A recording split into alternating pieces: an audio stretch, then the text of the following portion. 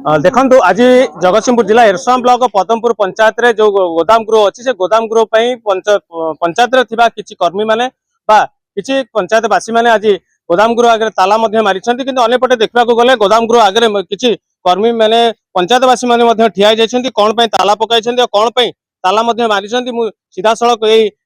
पंचायतवासी नेबी कौन कहे जो पंचायतवासी जो आज जो गोदाम गृह आगे जो ताला पकई आज आज शताधिक आज ठिया आज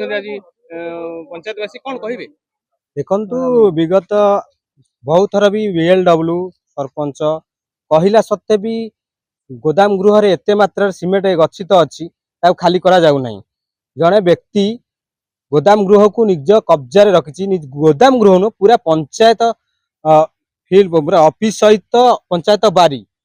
ता पाखे चाबी ता पाखे सब किछि से टोटाल ताकू कब्जा रखी व्यक्ति भक्त प्रधान सी ताकू निज कब्जा रखी राति रे गाड़ी लगुची सीमेंट लोड होउची धीरे धीरे कि सीमेंट अलग कढ़ा है बिक्री करा जाउची जोटा कि साधारण कि जानी पार ना सीमेंट गोदाम गृह सब ताला पड़ुची ना ता भीतर कौन अच्छी कहीं जान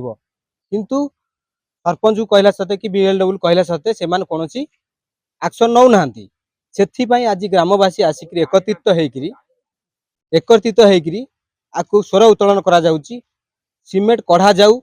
गोदाम गृह को पंचायत को हैंडओवर करा जाऊ। केते दिन विगत 3 वर्ष पाखापाखि एमती चली कहते पंचायतवासी जड़े युवक कहते जे गोदाम गृह भितर किसी सीमेंट रखा जायछि जहा कि 3 वर्ष धरी सीमेंट रखा जायछि जो सीमेंट को नहीं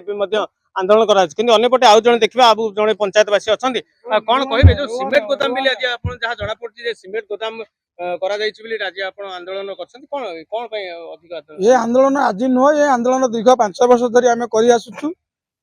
भक्त प्रधान बोली जने व्यक्ति से एग्जीक्यूटिव अफिसर जे अछंती हमर पदमपुर ग्राम पंचायत रो जे सरपंच अछंती वर्तमान सरपंच तांकू सब बेले आमे अवगत करैछु बापा देखो ये पंचायत गृह आपण मानक नुह एटा पंचायत 4300 भोटियर लोकंकर तेणु आपण माने जो व्यक्ति टाकू इटी दायित्व देइछंती ताकू कहिछंती व्यापार करिया पई ए जिनस भल नुह ए सीमेंट व्यापार आपण इटी बंद करंतु नहले आ पई 4000 भोटियर वर्तमान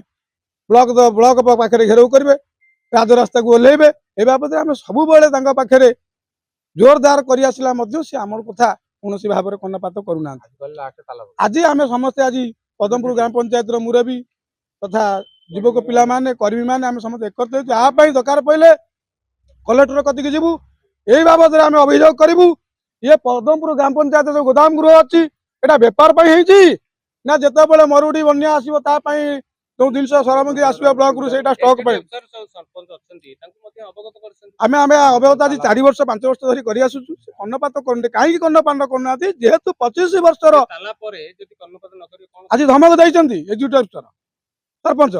ये तुम ताला पक जहाँ किसी आम कर्णपात करूँ आम 3 वर्ष 5 वर्ष